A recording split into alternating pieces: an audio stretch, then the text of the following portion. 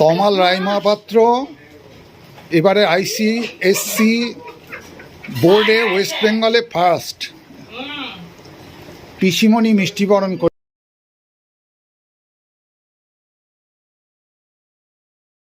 ICSE তে first হওয়ার জন্য পিসিমণি ও পিসেমশাইয়ের তরফ থেকে মিষ্টি বরণ হচ্ছে তমাল রায় মহাপাত্রকে।